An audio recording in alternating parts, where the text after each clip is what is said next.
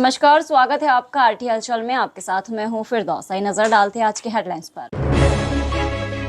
One बचाओ समिति ने डिप्टी कलेक्टर को सौंपा ज्ञापन, वन काटने वालों पर कड़ी कार्रवाई की मांग। 5 रुपये में किसान ने जुगाड़ टेक्नोलॉजी से तैयार किया एक ऐसा यंत्र कि खेत के आसपास भी नहीं भटक रहे जंगली जानवर। कांग्रेस पार्टी ने एसपी को सौंपा ज्ञापन, कांग्रेस प्रदेश अध्यक्ष पर हुई एफआईआर वापस लेने की सरकार से रखी मांग। महाजनपेट क्षेत्र में स्थित है प्राचीन भगवान शम्मी गणेश का मंदिर, शम्मी के पेड़ से निकली है भगवान श्री गणेश। अब गतिविधियां विस्तार के साथ। बुरहानपुर जिले में वन बचाओ समिति रैली के रूप में नेहरू स्टेडियम से जिला कलेक्टर कार्यालय पहुंची और उन्होंने नारेबाजी करते हुए डिप्टी कलेक्टर को ज्ञापन सौंपकर वन काटने वालों पर कड़ी कार्रवाई की जाए इसकी मांग की है। इस दौरान बड़ी संख्या में वन प्रेमी मौजूद थे। बुरहानपुर जिला कलेक्टर कार्यालय पहुंचकर जंगल बचाओ जिला समिति ने डिप्टी कलेक्टर को ज्ञापन सौंपकर वन कटाई करने वालों पर कार्रवाई की मांग की है। बुधवार दोपहर 2:30 बजे जिला कलेक्टर कार्यालय पहुंचकर जंगल बचाओ जिला समिति की बैनर तले जिले के 1000 से अधिक लोग कलेक्टर कार्यालय पहुंचे। उन्होंने यहां पर डिप्टी कलेक्टर वीर सिंह चौहान को ज्ञापन सौंपकर वनों की कटाई करने वाले लोगों पर कड़ी कार्रवाई की जाए इसकी मांग की है। समाज सेवी सोहन सैनी ने जानकारी देते हुए बताया कि हमारे जिले के जंगल में अवैध रूप से कटाई हो रही है।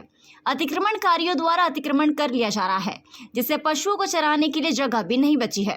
ऐसे वन कटाई करने वालों पर कड़ी कार्रवाई होनी चाहिए। इस दौरान बड़ी संख्या में समाज सेवी और वन प्रेमी मौजूद थे। हमारे क्षेत्र के बढ़ते वन अतिक्रमण के विरोध में और जो हम लोग की जमीनें हैं वहाँ तक उन लोगों की पहुँच बनाकर हमको वन चराई के लिए भूमि उपलब्ध नहीं हो रही है। जो वन चराई की हमारे पशु चराई की भूमि थी वो तमाम भूमि पर इन लोगों ने खेती करना चालू कर दी। इससे हम बहुत परेशान हैं। ये गांव में आते हैं, गांव में घुसते हैं, वहाँ अपना जुलूस निकालते हैं और हमको दबाते हैं, डराते हैं। इसके विरोध में हम लोग यहाँ पर आए हैं और हमने मांग की है शासन से कि इनके ऊपर शीघ्र अंकुश लगाया जाए, अन्यथा की स्थिति में कोई बड़ा आंदोलन, घेराव प्रदर्शन होगा। हमारे तहसील जिले में जो अतिक्रमणकारी कई वर्षों से जंगलों में लिप्त है, जिसके कारण पर्यावरण को बहुत नुकसान हो रहा है, किसानों को बहुत नुकसान हो रहा है और आने वाले भविष्य में हमारा जिला ऐसा लगता है जैसे आतंकवाद और कुछ ऐसी परिस्थितियों से बिगड़ेगा। जी, आज बिल्कुल हम लोग वन बचाओ समिति के माध्यम से ग्रामीणों के साथ वन बचाओ समिति के लिए हम लोग वन बचाने के लिए निकले। जैसे कि पूर्व में देखा, नेपानगर के आसपास क्षेत्रों में देखा गया, हजारों हेक्टेयर जमीन को उन्होंने मैदान बना दिया और खेती करना चालू कर दिया था। वन बचाओ समिति द्वारा एक ज्ञापन दिया गया कि जो नेपानगर में अवैध कटाई हो रही है उनको हटाया जाए। इसके संबंध में हम आवश्यक कार्रवाई करेंगे, जो भी उनके विरुद्ध कार्रवाई कर सकते हैं। बुरहानपुर जिले में किसान अब जुगाड़ टेक्नोलॉजी का इस्तेमाल कर अपने खेतों में इसका उपयोग कर रहे हैं। बुरहानपुर के रेणुका माता मंदिर के पास एक किसान ने 5 रुपए में एक ऐसा यंत्र तैयार किया है जिसके माध्यम से जंगली जानवर खेत के आसपास भी नहीं भटक रहे हैं, जिससे उनकी फसल बच रही है।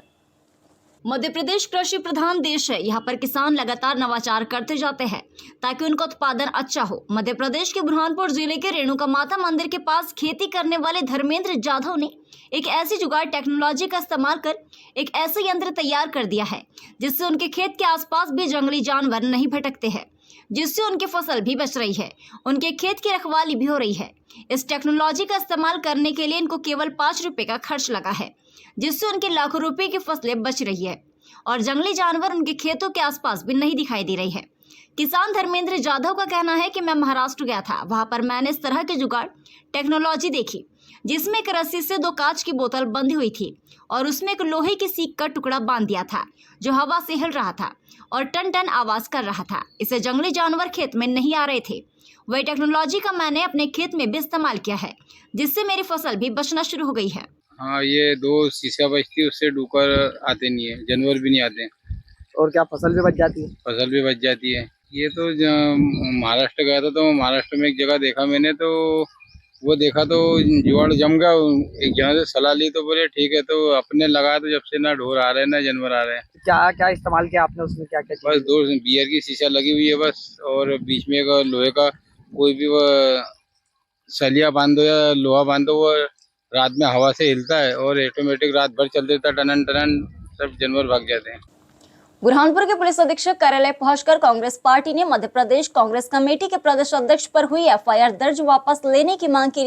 पुलिस अधीक्षक को ज्ञापन सौंपकर सरकार से भी गुहार लगाई। इस दौरान बड़ी संख्या में कांग्रेस पार्टी के पदाधिकारी और कार्यकर्ता मौजूद थे। बुरहानपुर जिला पुलिस अधीक्षक कार्यालय पहुंचकर कांग्रेस पार्टी ने एसपी को ज्ञापन सौंपा और कांग्रेस के प्रदेश अध्यक्ष पर हुई एफआईआर वापस लेने की मध्य प्रदेश सरकार से मांग की। बुधवार दोपहर 2 बजे जिला पुलिस अधीक्षक कार्यालय पहुंचकर कांग्रेस पार्टी ने कांग्रेस के प्रदेश अध्यक्ष जीतू पटवारी पर अशोकनगर के मुनगवाली में हुई एफआईआर दर्ज के मामले में ज्ञापन सौंपा है और एफआईआर वापस ली जाए, सरकार से ये मांग की है। कांग्रेस के जिला अध्यक्ष रिंकू टाक, नगर निगम आयुक्त संदीप श्रीवास्तव, पूर्व जिला अध्यक्ष अजय रघुवंशी, पूर्व विधायक ठाकुर सुरेंद्र सिंह और कांग्रेस के कार्यवाहक अध्यक्ष हर्षित ठाकुर ने जानकारी देते हुए बताया कि हमारे कांग्रेस के प्रदेश अध्यक्ष जीतू पटवारी पर जो झूठी एफआईआर दर्ज हुई है वह सरकार जल्द वापस ले, नहीं तो हमारे द्वारा धरना प्रदर्शन और आंदोलन किया जाएगा। इस दौरान बड़ी संख्या में कांग्रेस पार्टी के पदाधिकारी और कार्यकर्ता मौजूद थे। मुंगावली के अंदर जिस हिसाब से हमारे प्रदेश अध्यक्ष आदरणीय जीतू पटवारी जी के ऊपर झूठी एफआईआर वहां पर रजिस्टर्ड करी गई है, आज उसको निरस्त करने के लिए हमने पुलिस महानिदेशक के नाम से हमारा एक ज्ञापन दिया।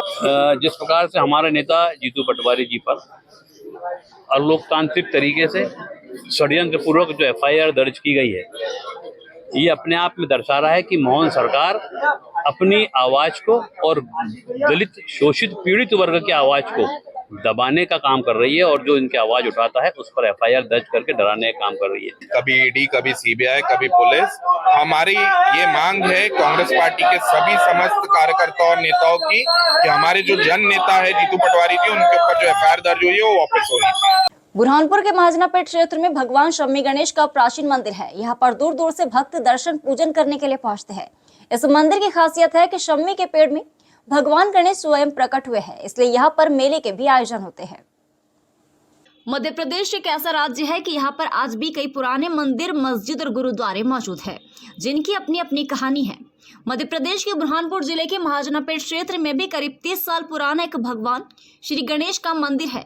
इस मंदिर की कहानी कुछ ऐसी है कि यह मंदिर ऐसा बना है कि यहाँ पर एक शमी का पेड़ है, जिस पर भगवान श्री गणेश स्वयंभू प्रकट हुए हैं। इसके बाद क्षेत्र के लोगों ने यहाँ पर मंदिर का निर्माण करवाया। आज भी यहाँ पर लोग दर्शन पूजन करने के लिए पहुँचते हैं। क्षेत्र के आशीष भगत का कहना है कि यहाँ पर शादी, विवाह, संतान और व्यापार के लिए मन्नत मांगी जाती है। जिसकी भी मन्नत पूरी होती है वो भक्त यहाँ पर दर्शन पूजन करने के लिए पहुँचते हैं और चतुर्थी के दिन यहाँ पर भगवान श्री गणेश को लड्डू का भोग भी लगाया जाता है। ये मंदिर करीब 30 साल पुराना बताया जाता है। यहाँ महाजनापेट में जो शमी गणेश भगवान है, गणपति महाराज, जो स्वयं 30 साल पहले झाड़ में से ही प्रकट हुए हैं और ऐसी मान्यता है कि कोई किसी के यहाँ शादी होती है तो सबसे पहले यहाँ गणेश जी को निमंत्रण देने आते हैं। किसी को नौकरी में कुछ बाधाएं रहती है तो भी वो भगवान श्री गणेश के चरणों में आवेदन लगाता है, तो वो भगवान शमी गणेश जरूर उनकी मनोकामना पूर्ण करते हैं। बुरहानपुर के जिला कलेक्टर कार्यालय मार्ग पर ट्रक की बोनट पर बैठकर लोग सफर करते हुए नजर आ रहे हैं। ये वीडियो सोशल मीडिया पर वायरल हो रहा है। ये लापरवाही कभी भी भारी पड़ सकती है, इसलिए जिम्मेदारों ने इस तरह से सफर करने वालों पर कार्रवाई करना चाहिए। बुरहानपुर कलेक्टर कार्यालय मार्ग पर जान जोखिम में डालकर ट्रक की बोनट पर सफर करते लोग नजर आ रहे हैं। सोशल मीडिया पर वीडियो वायरल हो रहा है। बुधवार दोपहर 3 बजे से एक वीडियो सोशल मीडिया पर वायरल हो रहा है। ये वीडियो कलेक्टर कार्यालय मार्ग का है, जहां पर ट्रक की बोनट पर बैठकर कुछ लोग सफर करते हुए दिखाई दे रही है। 2 महीने पहले इस तरह से बोनट पर बैठकर सफर करने वाले एक युवक को करंट लग गया था, जिससे उसकी मौत हो गई थी, लेकिन इसके बावजूद भी लोग सबक नहीं ले रहे हैं। जिम्मेदारों द्वारा भी इस तरह से सफर करने वालों पर कोई कार्रवाई नहीं की जाती है, जिस कारण लोगों के और भी हौसले बढ़ते जा रहे हैं।